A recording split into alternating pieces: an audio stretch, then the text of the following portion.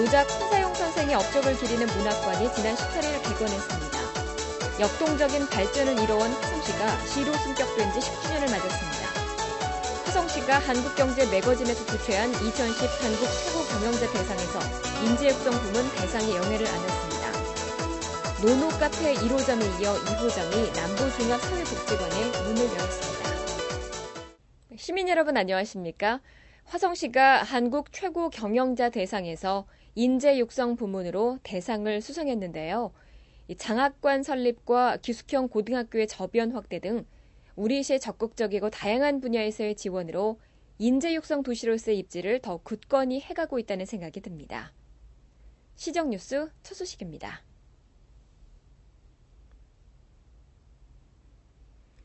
일제강점기 시절 문인이자 예술가였던 노작 홍사용을 기리는 노작 홍사용 문학관이 지난 18일 동탄 신도시 노작 근린공원 안에 세워졌습니다. 화성에서 출생한 홍사용 선생은 일제강점기에 나는 왕이로소이다 등의 대표작을 통해 일제의 나라를 빼앗긴 민족의 절망과 한을 표현했습니다. 시는 이러한 홍사용 선생의 업적을 기리고 시민들에게 문학교실과 창작교실 등 다양한 문학 프로그램을 제공하기 위해 노작 홍사용 문학관을 건립하게 됐습니다. 홍사용 선생님께서 여기서 태어나셨고 여기서 또 쭉 생활을 해오신 거는 아니지만 이것이 어쨌든 간에 터전이기 때문에 그런 부분에서도 뜻이 있고 또 이런 문학관을 건립함으로써 어떤 우리가 이전까지 후세들이 몰랐던 부분에 대해서 새롭게 알고 또 학습할 수 있는 학습하고 체험할 수 있는 그런 장소로서 제공하는 것이 가장 뜻있다고 생각을 합니다. 노작 홍사용 문학관에는 노작의 문학적 삶의 발자취를 더듬어 볼 수 있는 전시실과 시 낭송회 및 소규모 공연이 가능한 다목적 홀, 다수의 창작 문학 관련 도서를 비치한 문학 전문 도서관으로 꾸며졌습니다. 문학 전문 도서관은 2층에 마련된 북카페테리아와 직접 연결돼 있어 시민들이 편안하게 문학을 접하고 휴식을 취할 수 있도록 했으며 친필을 비롯한 유품이 전시돼 홍사용 선생의 문학 정신과 독립 정신을 엿볼 수 있도록 했습니다.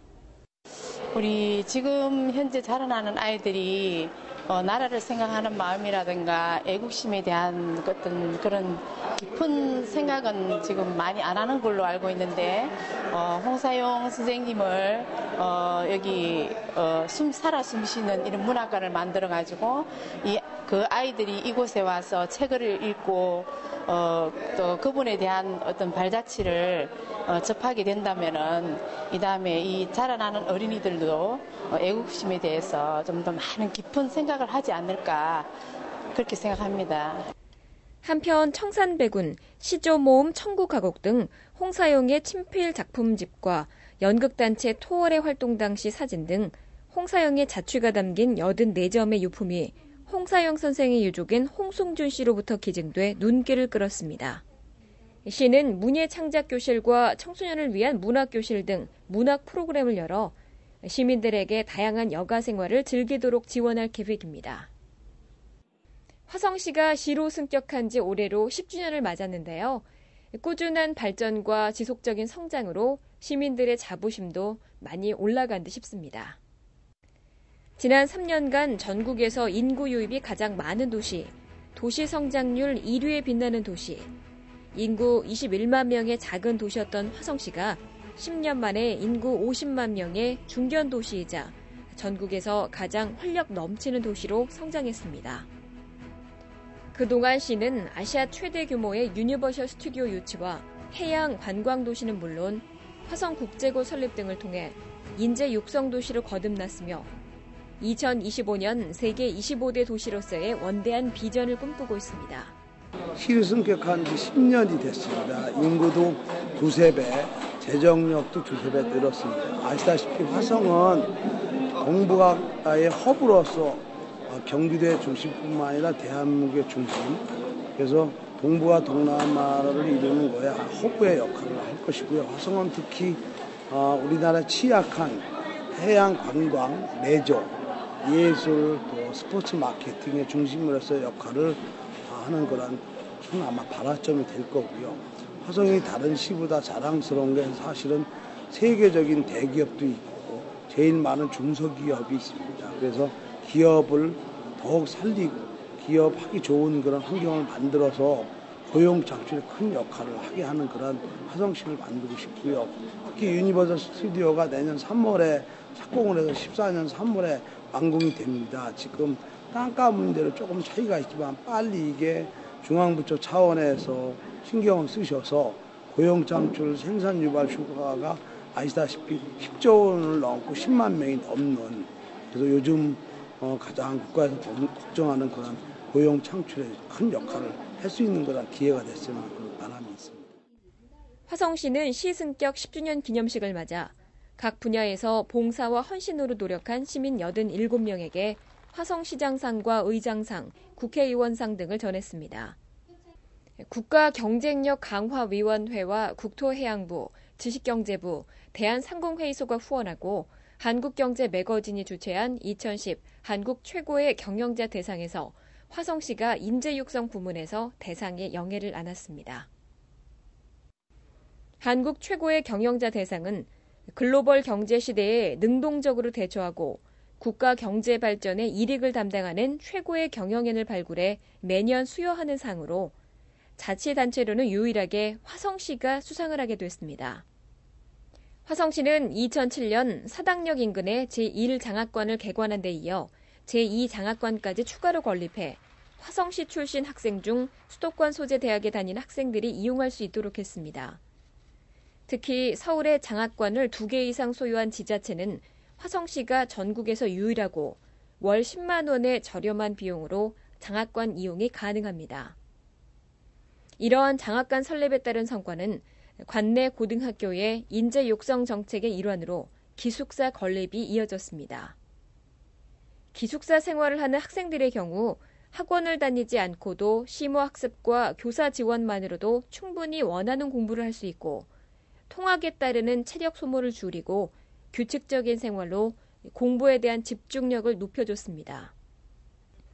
그 결과 2007년 서울 소재 4년제 대학 진학률 10.9%밖에 안 됐던 것이 2009년에는 40%에 이르고 기숙사에서 생활하는 학생의 대학 진학률은 무려 91.5%에 달하는 것으로 나타났습니다.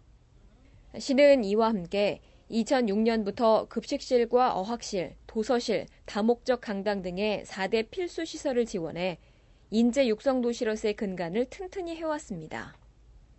시가 노인 일자리 창출을 위한 독특한 사업의 운영으로 눈길을 끌고 있습니다. 지난 23일 남부종합사회복지관 내에 실버 카페 2호점, 이른바 와플 카페 마실이 문을 열었습니다. 하나, 둘, 셋!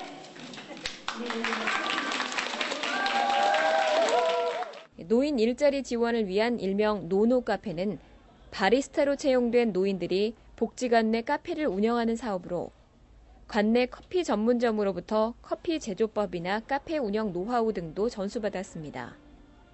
노노카페 사업은 우리 노인분들이 마땅히 어디 노실 만한 데도 없고 소일거리를 원하는데 마땅히 하실 만한 일이 없고 그러기 때문에 우리 시에서 적극적으로 이제 개발을 하는데 그 중에 하나가 지금 이제 각종 사회복지시설 같은 데에 노인분들이 간단하게 제조해서 방문객에게 판매해서 수익도 올리고 또 소일도 할 수 있는 이런 이제 사업이 되겠습니다. 실버 카페는 6명의 노인이 일일 3시간씩 교대로 주 5일 근무하면서 월 20만 원 정도의 보수를 받게 되며 시에서는 매출 실적에 따라 성과급도 지급할 예정입니다. 늦음하기 시작한 바리스타라는 일이 노인들에게는 다소 낯설고 어색하게 다가올 수 있지만 새로운 분야에 도전장을 내민 노인들에게는 행복한 웃음이 가득합니다. 나에게 남은 여정을 아름답게 하고 또 싶은 마음이고요. 일을 하면서 어떤 또 봉사 차원 이런 거 보람을 갖기 위해서요. 나의 보람. 지난 세월들이 너무 어렵고 힘든 가운데서 우리 60이 넘은 사람들이 참 힘들게 살았어요. 그래서 어떤 조그만 봉사도 하면서 보람을 갖기 위해서요. 나를 자신을 살려보자는 입장이 더 많았겠죠. 남는 시간을 좀 이제 봉사한다는 생각으로 와서 제 이제 건강도 챙겨가면서 여러 사람을 상대하다 보면은 제 건강도 좋아질 것 같고 여러 가지로 도움이 될 것 같아서 하게 됐습니다. 남부노인복지관의 실버 카페 1호점인 커피나무에 이어 2호점으로 문을 연 와플 카페 마실. 고령화 사회로 인해 노인 일자리 사업에 대한 수요가 늘어나면서 화성시에서 운영하는 노인 일자리 사업에 대한 다양함은 노인들에게 일할 수 있는 기쁨과 선택의 폭도 안겨주고 있습니다. 금주의 단신입니다. 화성시 자원봉사센터 동부분소 개소식이 지난 23일 동부출장소에서 열렸습니다. 자원봉사센터 동부분소가 개소됨에 따라 동부권에서의 자원봉사센터 접근성이 높아질 것으로 보이며 자원봉사 활성화에 많은 기여를 할 것으로 보입니다. 남부종합사회복지관의 주민과 아동들의 편의를 위해 주식회사 M게임의 후원으로 M게임 놀이터가 설치됐습니다.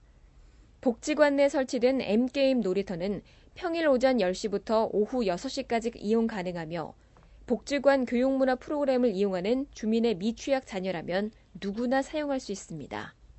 유용한 정보 공지사항입니다. 5월 5일 어린이날 수원대학교 윤건능 일원에서 화성효 마라톤 대회가 열립니다. 대회는 하프와 10km, 5km 가족, 커플, 개인 등의 부문으로 열리며 접수는 3월 31일까지 화성효 마라톤 사무국으로 하시면 됩니다. 시민 여러분의 많은 참여 바랍니다. 제17회 방재의 날을 맞아 자연재해 예방의식 고취를 위해 포스터 표어를 공모합니다. 공모 기간은 4월 2일까지로 공모 구분은 초등부와 중고등부, 대학, 일반부 등으로 나뉘어 실시됩니다. 시민 여러분의 많은 참여 바라며 기타 자세한 사항은 경기도 재난관리과로 문의하시기 바랍니다.